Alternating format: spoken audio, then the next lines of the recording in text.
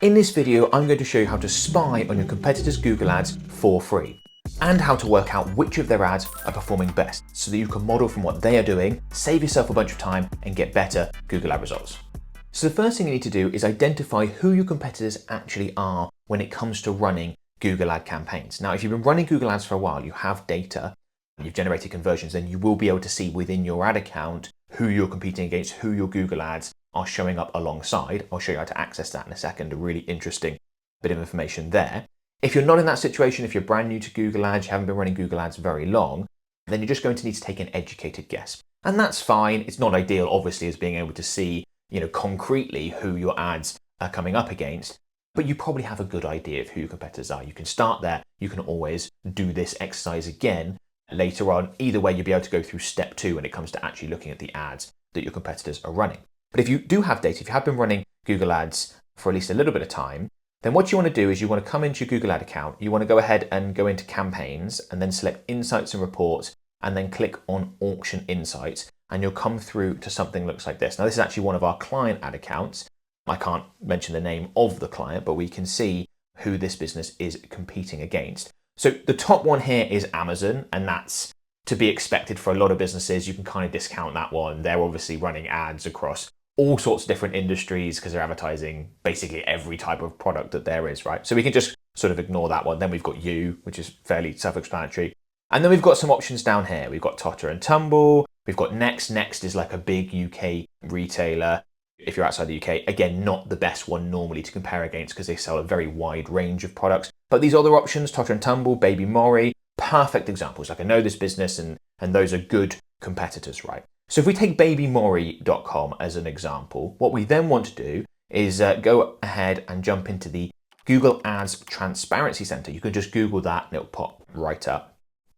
And here we can take a look at the ads that any Google advertiser is running. A fantastic tool, completely free. Would highly recommend you have a play around. Now, quickly, before I show you how I'd recommend you use this free tool, I want to let you know about our done-for-you Google Ads services. So we can create, manage, and optimize your campaigns. We can check out your competitors' ads, model from them, help you get better results. If that sounds interesting, there is a link in the video description below. Click on that, come through to a page on our website, book in a free call, and hopefully we get a chance to work together. So before we go ahead and enter in the name of the specific advertiser that we're going to take a look at, which is Baby Mori in this case, there are a few settings up here that we need to quickly discuss, right? So the first thing is the time frame. So the default is any time, but you could obviously select specific time frames and say, I want to look at the ads that were run by this advertiser during this time frame.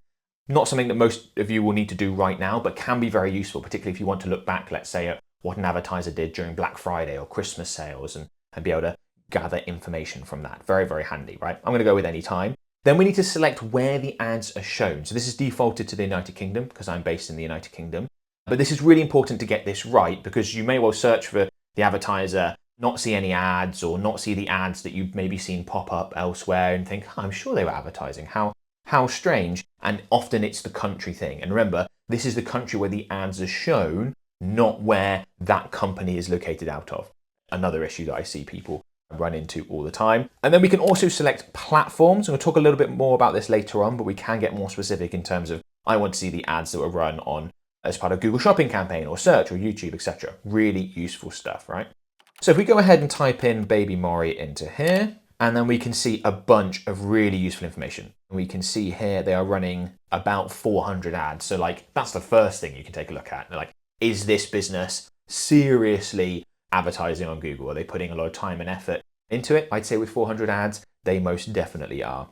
And then beneath this top section with information about the company, advertiser verified identity, all that sort of stuff, we can see the ads themselves. Now, when you come into this can look sort of quite overwhelming and there's tons of information. What we want to do is drill down and find those golden nuggets, those bits of information that we can find and then look to use and model from and include in our own ads. So first thing I like to do is try and work out where is this business advertising within the Google Ads network. Are they advertising on shopping, search, YouTube, display? You can work all that with playing around. Now, you can work that out by clicking around on all platforms. So for example, I could click on Google Shopping and then we can have a scroll through and just immediately I can see, yes, they've got lots of shopping type ads. They're clearly running Google Shopping ads. That's a core part of their strategy. I can jump over to other types of campaigns, have a look at search. Yeah, we've got 300 plus ads occurring on search. Fantastic. Lots of search looking based ads, makes total sense. Are they bothering with something like YouTube? Is that a core focus of theirs? Yes. Ads on YouTube.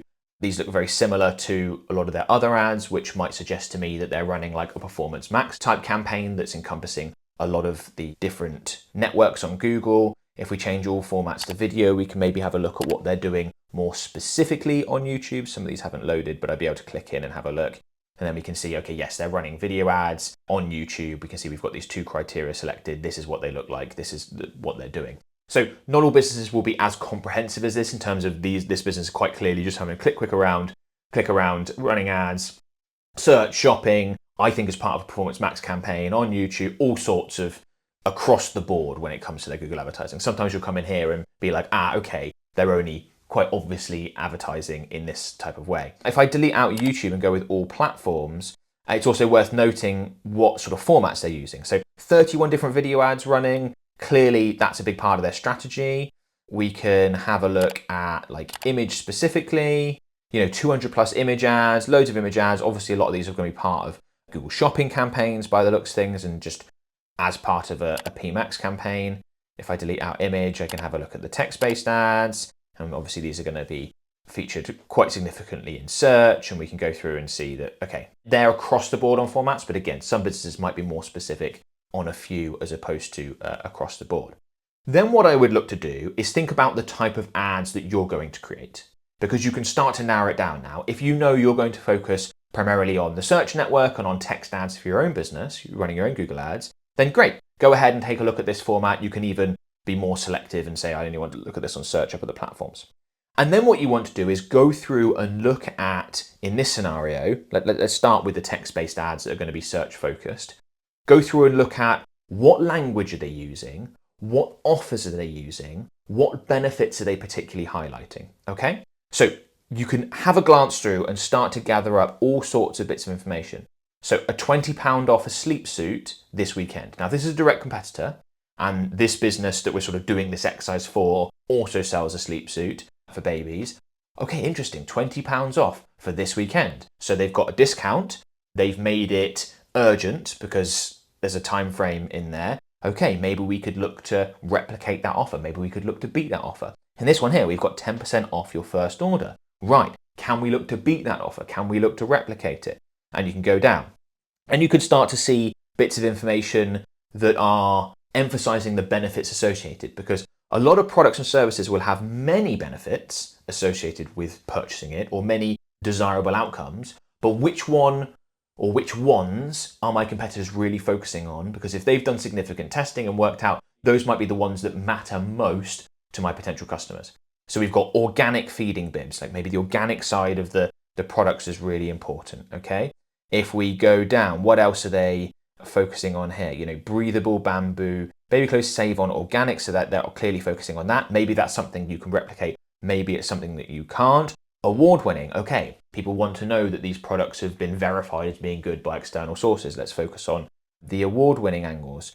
If we keep going down, we're going to find some other stuff, I'm sure. We've got extra summer sales here, 60% off, going back into offers, something that's really quite punchy, quite aggressive. Okay, they're focusing on who this is for. It's not just baby-related stuff, it's newborn, so they're segmenting out their market and specifically calling out the right type of stuff here. Another offer-related, free delivery over £65. So this is sort of exercise we go through and start monitoring everything. And a lot of this stuff you will go, that doesn't apply to us, or we can't do that, therefore you discount it. But you're after those little nuggets where you go, okay, that's really interesting. That's exactly what we want. Splash About, Happy Nappy. I don't know if that's a brand or what they're talking about. Again, talking about segmenting their market. It's not just baby clothes. Here's some ads specifically for premature baby clothes. These will probably match keywords and search terms, obviously. They're advertising some educational related content. Not all e-commerce businesses will do that. How to dress a baby for sleep all year round. And they go through the details. Okay, maybe that's something we could do. We could write a blog post. We could create a lead magnet around how to do this that would likely help sell our products. Again, talking about the organic, all sorts of different things that we can go through. I don't want to sort of keep going and going. I just want to give you a sense of what I'd be looking to do as we're going through this. I've just really focused on the headlines. Obviously, you'd want to drill down into the descriptions as well. And hopefully you can find some great bits of information that you can look to replicate in your own ads.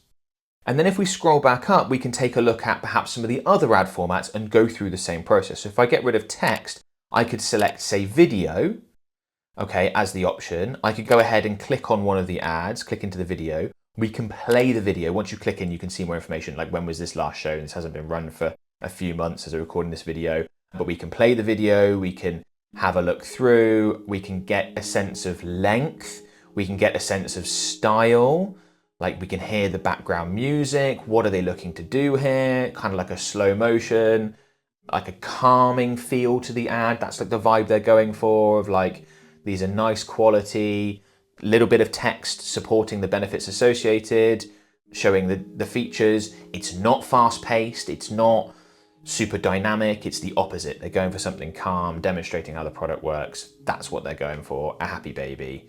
And that's the style, right? 45 seconds long or so. So you can go through, you can do the same with images. Okay, what style are they going for? How is the look and feel? That's going to play more as well into the overall brand as opposed to just the specific ads. But this is really useful information. I get questions all the time, people being like, should I use image or video? How long should my video ads be if I'm advertising on YouTube or in other parts of Google where you can use video? Should I have a 15-second video, a 45-second video? One of my most common answers would be, what are your best competitors doing? Like a company like this, there's advertising this much. I bet they've tested it, right? I bet they've tested it and they've drawn some conclusions. They feel like this is the appropriate length given what it is that they're looking to do, right?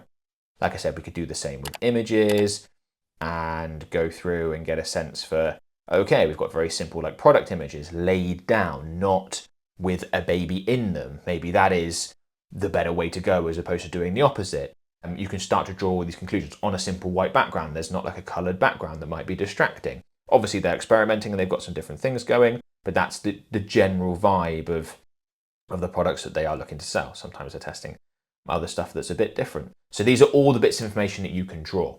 Now the next question is, which of these ads should we really be modeling from? Because especially with a business like this that has tons of ads, like I said, easy to get overwhelmed. So what I would look to do, you can't unfortunately see from within the Google Ads Transparency Center how an ad is performing. You can't see a return on ad spend number or anything like that. So what I would recommend you do is look for common themes.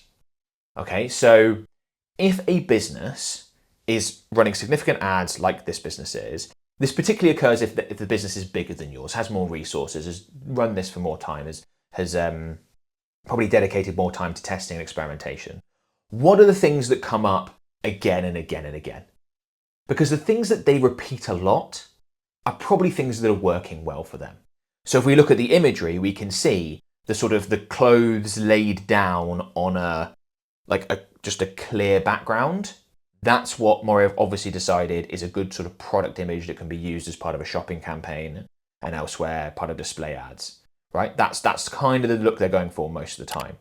If we go back to the video format and the video that I demonstrated, we can see, look, I can, without even clicking into these other ones, I can see that a lot of these videos are a very similar style, right? And you can click in, obviously drill down in more information. So, okay, that's the sort of style they've decided is worked out. Then we go back to these text ads. We've already scrolled through these and we found some common themes, right? So organic clothing has come up as a big thing that they're pushing. They are talking about, in many cases, different segments of the market. They've clearly found that works. All right, let's call out the specificity of premature versus newborn versus other, right? They're listing other brands. Another thing to look at with the common traits is which products are they pushing of their product range? Because some of these might be advertised a lot more than others. Those are probably their best sellers. If you have a similar product range, you probably want to focus on those that are the best sellers as well. They're running summer sales. Okay, maybe that's something they've had a lot of success with in the past. We can look to go ahead and replicate that. You don't know with 100% certainty that those are the best performers, but realistically, there's a very good chance that they are their best performers, because otherwise they wouldn't keep doing it. They wouldn't be doing it across so many ads. They found that these are the things, this is the language, these are the benefits, these are the products, these are the offers, this is the image format, this is the video style that works best. And you can start with that as your framework for the ads that you create and not have to test a ton of other stuff, not have to spend all that money, not have to waste all that time. Well, it's not wasted time, it's useful time, but not have to use that time. You can use it on other things, basically benefit from the testing the time and effort and money and resources that your competitors have put into this by going through this process. So I've run through an example there, and one of the questions that you might have is, who should I look at? Which competitors? How many do I go through? Those sorts of things, right? So obviously, if you have the data, go through the Auctions Insights report like I showed and identify the ones that you think make sense. You look at and go, yeah, they're clearly direct competitors of ours. Examples like Amazon, probably discount, next, another one that's just so broad, they sort of dip into this business's world, but they aren't fully focused on it. So that would be a great place to start. And then what I'd normally recommend you do is look at competitors that are a few steps ahead of you. Not maybe tons of steps ahead of you, but a few steps ahead of you. Like I said, probably put in more resources, money, effort into testing and working it out so you can benefit from that.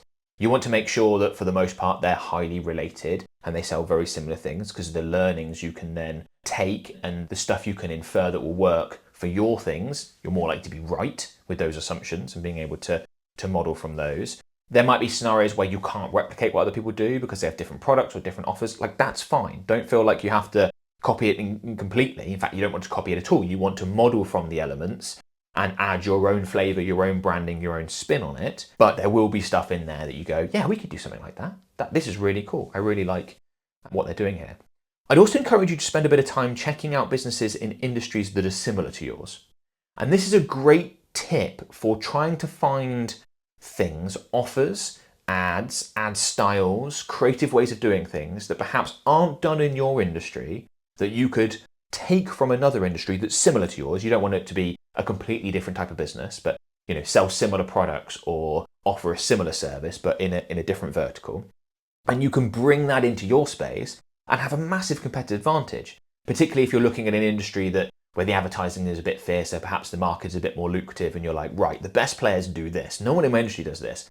Let's do something like that. See if that works in our space. Can be a way to get a great competitive advantage. The other thing I recommend you do is keep an eye out when you're using the internet, when you're on social media even, like what ads pop up, what catches your eye, what do you think, oh, that's really good? And go ahead and check them out. Go into the Google Ads Transparency Center and be like, oh, this business popped up. I thought their ad was fantastic, really grabbed my attention. Let's check out what they're doing. Have a look at their range of ads and go, oh, okay, these 3 that they've done here, these look really cool. We could replicate something like that. Let's go ahead and look to implement something along those lines. It takes a bit of time and effort, not a huge amount, and it might save you months, years of trial and error. That's the advantage of spending maybe an afternoon going through this in quite a bit of detail, and then maybe revisiting it every month, let's say, for less than that, an hour or so, to keep on top of things, know what people are doing, get new ideas. Because as we know, with the ad platforms automating more and more stuff on the delivery side of things, keywords being automated, bidding being automated, all that sort of stuff, the area for differentiation is in offers and creative. And that is the stuff that we can see using the Google Ads Transparency Center. We can see what our competitors and other businesses are doing. And this is all part of the new way to run Google Ads. Google as a service is changing enormously with AI integration, AI mode being rolled out right now. And that means that us Google advertisers need to change the way we run Google Ads, how we approach the platform. Some of that I've just described, but I go into a lot more detail in this video here about new strategies, new ways of doing things that are going to work now and into the future as we see AI doing more and more of the heavy lifting. Where can we focus? Where can we gain competitive advantage? What should we do? What shouldn't we do? Go ahead and check this out.